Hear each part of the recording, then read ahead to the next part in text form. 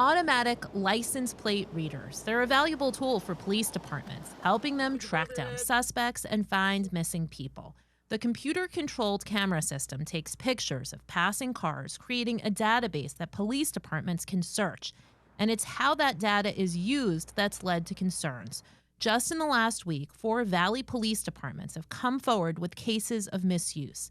That's on this edition of the Arizona's Family Investigates podcast. Taking you behind the investigation, this is the Arizona's Family Investigates podcast. Thanks for joining us for this episode of the podcast. I'm Amy Cutler, joined by fellow reporter Zach Perlutsky. Zach, you've been looking into this for a little bit. First, thanks for joining us. Thanks for having me. And you've been looking into this for a little bit. Tell us how that started. Well, it really started because people in the community in these police departments started talking about it. I feel like on social media, a lot of chatter and a lot of talk has been dedicated to these cameras. And recently, as you mentioned, in the last week plus, we've heard from several Valley police departments who have raised their own alarms or admitted basically that something has been off in the use of this technology from somebody in their department. So we started looking into it after hearing not only from police departments, but also seeing a lot of that chatter online from people in different communities. Yeah, it's been really interesting because it seems like almost every day we're getting another update from another police department. What do you think is kind of driving that at this point? I think it's the public pressure. I think it's the pressure of people on social media, people in the communities, which trickles down to elected officials, whether that's a city council or police boards, and then that trickles down to police departments. I don't think it's a coincidence that we're hearing about all these instances at the same time, but I also don't think that, this is the first time something like this is happening. It's not random that all of these are happening at the same time in several different Valley police departments. And it's really interesting because we've seen kind of these contracts come up for renewal, and then we've seen some of these city council meetings that have been packed with people concerned about these cameras and mass surveillance, quite frankly. Yeah, and this is, there's always going to be people who are concerned, and this, I don't know if this is just the latest iteration of a not in my neighborhood type of story because it's spread so far out, but this is definitely something that I think has gotten more of a life just within the last few months. And it's interesting because this technology, at least for a lot of these departments, has been in place for 3-4 years. Even Paradise Valley, for example, they've had it for 12 years since 2014. So I don't know what really sparked it where everyone is talking about it and the interest is boiling when it's been around for 4 years for a lot of these departments, or in some cases more than a decade. But definitely something's happened, something's changed, and it's become the center focus, I think, for a lot of police departments, a lot of city council meetings, and a lot of communities. And it's really interesting because a lot of the criticism has centered around the largest vendor behind these cameras, which is Flock. They were actually founded in 2017. Many Valley police departments, as you said, began implementing these several years back. And it's been a big part of these real-time crime centers. It's important to highlight the upside of this. Local police departments taking to social media with success stories from stopping homicide suspects to finding missing teens that were part of turquoise alerts. Small police departments call this a force multiplier. What have you been hearing from police departments? I think police departments, by and large, they like this technology. It's helped them. Chandler, we did a story last week. They had an instance of misuse. The officer just resigned this week from that department, and they said that they were going to suspend using these Flock cameras. But the chief said, we've used it over 2,000 times in just the last couple of years, anything from finding homicide suspects to stolen cars, but even things like, if someone with Alzheimer's or dementia gets lost, wanders from their home or the facility they live in, they've used these cameras and this technology to find them. And the chief said, he likes this technology, but he also said, the decision to yank this technology wasn't solely his. And there was other decision makers, whether that be the city council or the mayor or just, people not directly affiliated with the police department. But I think by and large, police departments and police officers like this technology because why wouldn't they? I mean, if used right, we've seen thousands of examples of the changes that it could have. and the positive impact on investigations. But the problem is not everybody's using it right, and that's why we're in this situation and doing this podcast we are today. Yeah, and it's interesting because we've been working on this together, trying to get a hold of these logs to get a better sense of why police departments are searching the data. Like just in Tempe, where they launched this transparency portal, you can see that they have searched just in the last 30 days more than 700 times. And in that portal, you can see that it's a whole range of issues, but they don't have like specifics like tied to case numbers or tied to specific officers. But, we've been trying to track down more information. Tell us a little about the challenges that has presented. Well, the challenges are police departments aren't always the most forthcoming with information. And a lot of them, it takes a picture of every single car in an area. I mean, there's dozens of cameras in each city that has these systems. So, I mean, we're talking probably tens of thousands of pictures that are getting snapped every single day. And they delete off of a 30-day rolling basis. So what police departments here have told me is unless a picture is flagged as part of an active investigation and logged into the system as a suspicious vehicle or, a car connected to a stolen vehicle or a crime, after 30 days, it's going to be gone. But I mean, we're talking 700 plus just in Tempe, right? That have been in the last 30 days. So the challenge is just the depth of the pictures and the depth of the database. And then you run into police departments who, especially right now with all the talk of flock and these ALPRs, that's a hard acronym to say, they're not very forthcoming with how they use it, why they're using it. And, that's the problem that we're running into, trying to get all of this data and just sifting through it once we get it. Yeah, and the concerns, kind of looking back on this, really started about a year ago with some of these civil liberty groups kind of raising concerns about mass surveillance. And ICE specifically, ICE doesn't have a contract with Flock, but reporting found that local police departments with contracts were sharing the data with them. That led dozens of cities and universities nationwide to cancel their agreements. So I had looked into this at ASU because we had some students reach out to us and they expressed concern. We reached out to ASU. They said that they had 20 such Flock cameras. But it was sort of the position of these because they weren't close to roads, all of them. Some were close to walkways. So some of the students, had raised red flags about this, specifically with the, sharing of potential data with ICE. Yeah. And Flock, at least for them, I believe they say, their cameras don't do any facial recognition. But then that would make you wonder, like, how many cars with license plates are driving on walkways on a college campus? What is the purpose of that? So I think, I can understand for sure where a lot of the concerns are coming from in terms of that. And I think there's just a lot of unanswered questions. And I think the first few years, people didn't totally understand what this technology was, what it was doing. And now, especially just in this heightened political time, in the Trump administration, and obviously there's a lot of divisiveness with opinions on ICE and what the Trump administration is trying to do with deportations. I think it's just become a perfect storm of people raising their concerns and legitimate concerns, I think, at that. Yeah, and another part of this has to do with the actual misuse of this data, which we've had, as you mentioned, 4 different Valley Police Departments just in the last week. Our national team took a closer look at this, found more than 70 cases across the country of this going on. Chandler Police started this off. They seem to be forthcoming with information, right? But it was sort of frustrating. You were at the press conference where they announced this possible misuse, but they wouldn't tell us what the employee was, how the misuse was found. There's a lot of questions around it. All they would say is a member in the department. They didn't say if that was an officer, that could have been someone in administration, support staff. They wouldn't say what was done. They just said they found out yesterday, which would have been last week at this point, and made the decision to pull it. Fast forward to this week, they said that person, I believe an officer, admitted to the misuse and resigned from the force, but still no update on what exactly that misuse was. I mean, I know in Apache Junction, you were there earlier this week, an officer tried to track his wife through the system, which also ultimately led to him being resigned.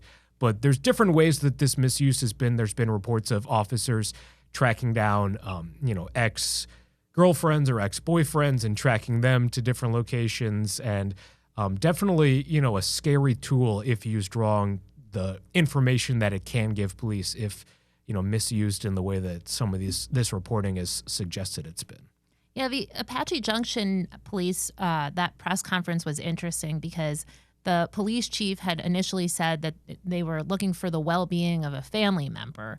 And then it was only through reporters questioning that they finally admitted that it was the wife and that there were some marital problems, which makes you sort of leery about the explanation that there was some well-being concern or if he was just trying to potentially stalk or harass his wife. And it's just, and then we found the divorce document showing that, there were obvious issues there. Yeah, I don't think an officer would resign if they truly didn't do anything wrong.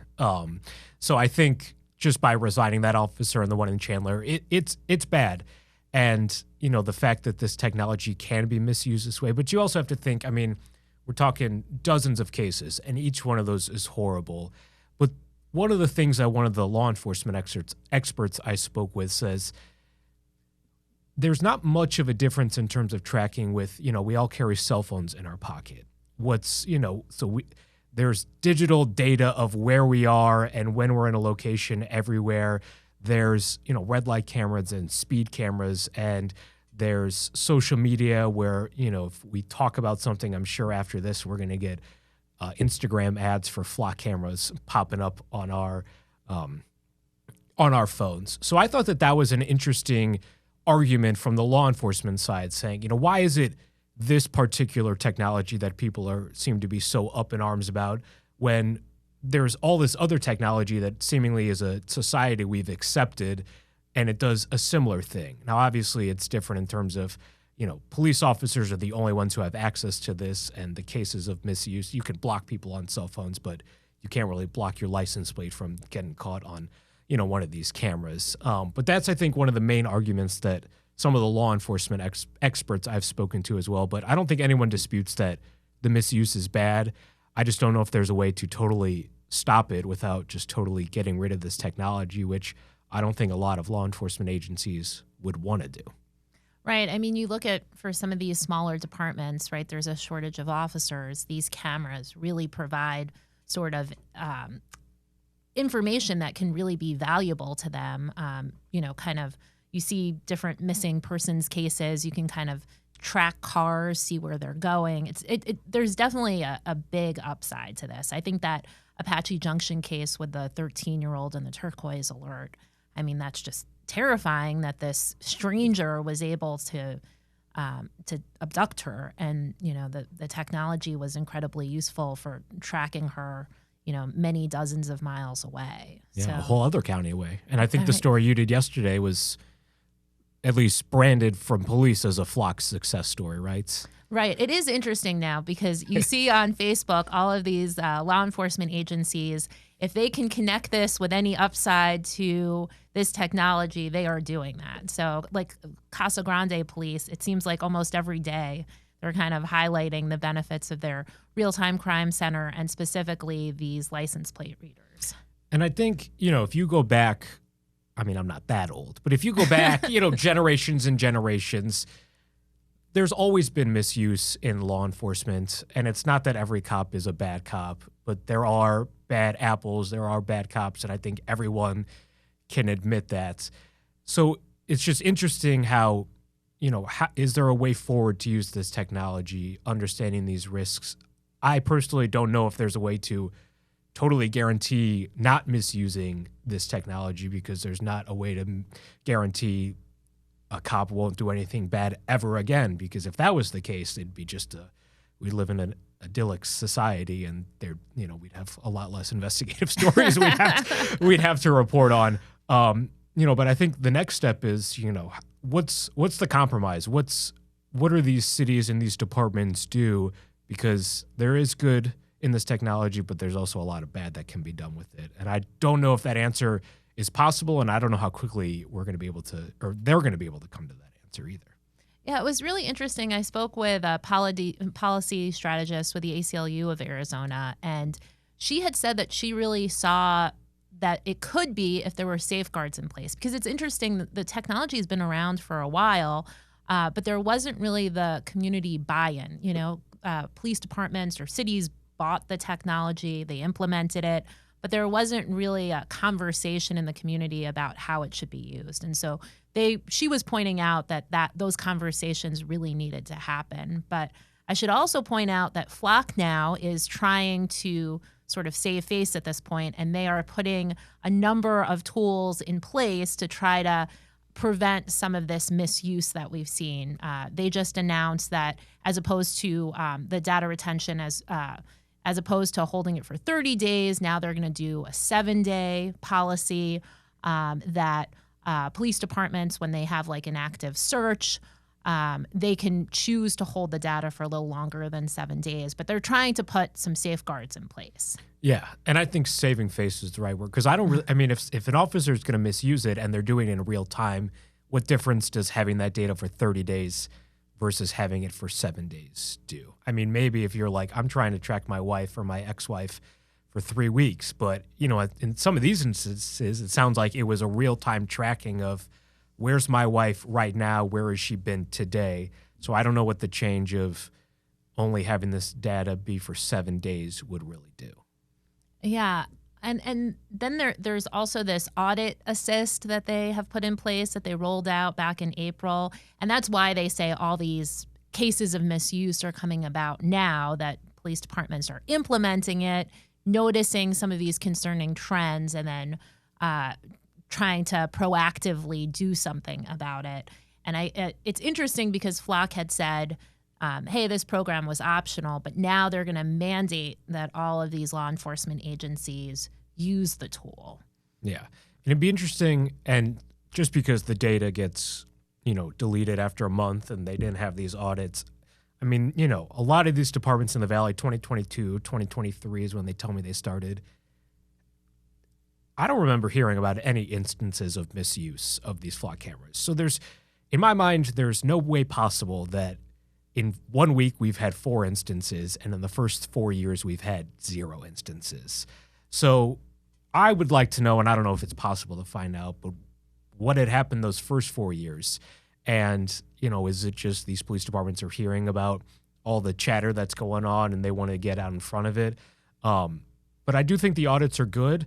They are AI generated, so I don't know. I mean, everyone has their own thoughts about artificial intelligence as well, how reliable that is. I mean, how does the audit know how do you determine what is misuse? I mean, if you log something as a welfare check, that seems like a totally legitimate reason to be checking. I mean, do you have people on the back end double checking, cross-referencing? So it'd be interesting, and hopefully we're going to find out and trying to find out, how these audits work as well, and we're trying to get those logs to see what exactly, maybe stuck out for these 4 cities for somebody to say, hey, something's not right here.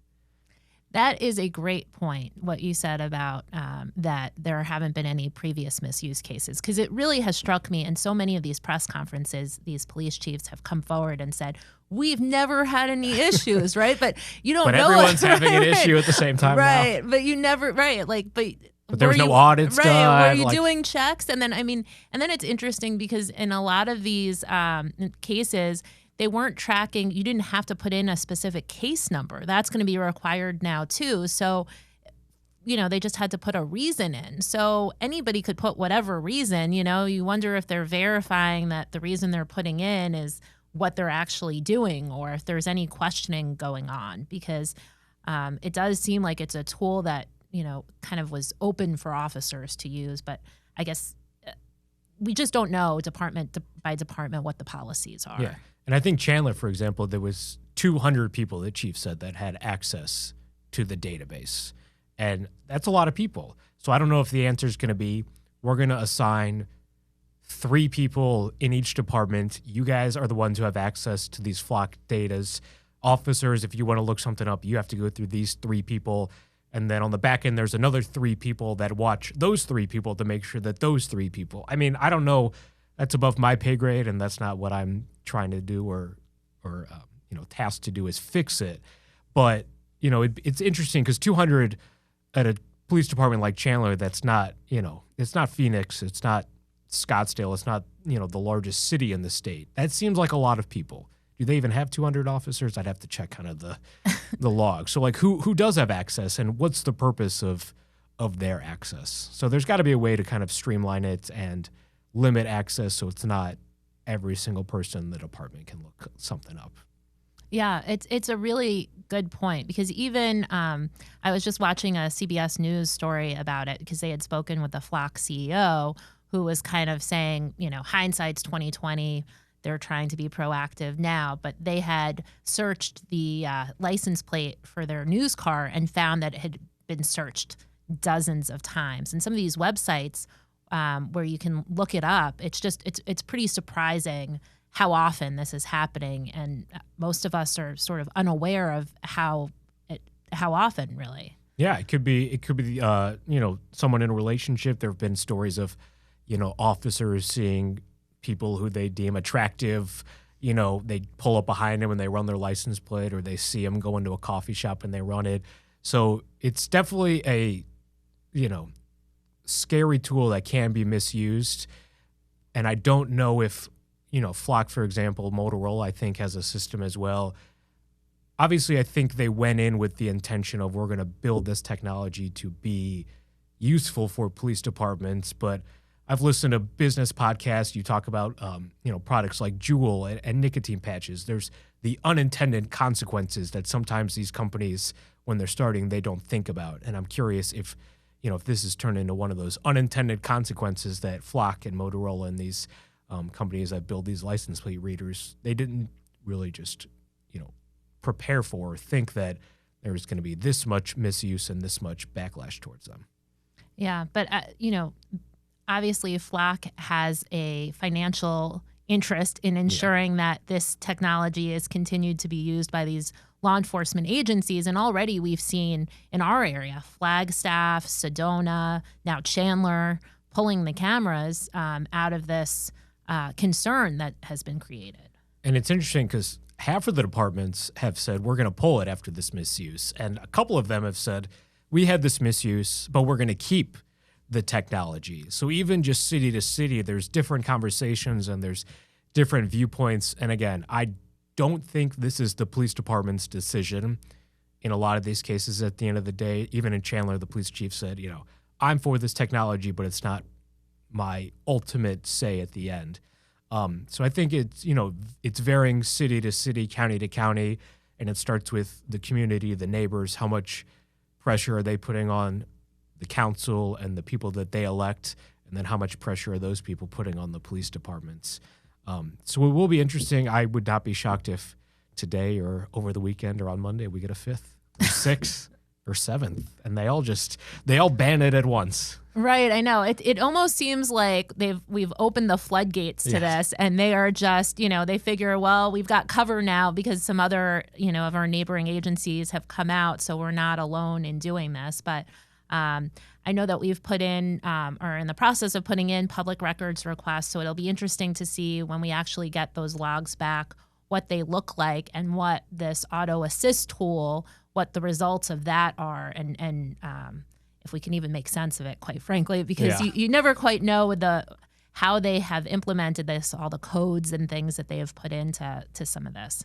Yeah, that's our next project, or the projects I've probably filed more public records requests today so far than I have in the 9+ years I've been in TV before this. And I've learned each department here is a little bit different in their portals and in the verbiage, and you have to be very specific. And some of them are limiting my characters, so I'm trying to figure out how to be as specific in 250 characters, which isn't a lot of characters, to try and get all the information we want. But definitely, even for me, I think I've seen them, but up until 3-4 months ago, I hadn't even really thought about Flock or these other license plate readers. So just the change that's happened in these just a short amount of time, I'm having a hard time coming up with a technology that has been so polarizing and has just dominated so much of the conversation, specifically in a law enforcement context. I don't know if you have any that kind of come to your mind recently.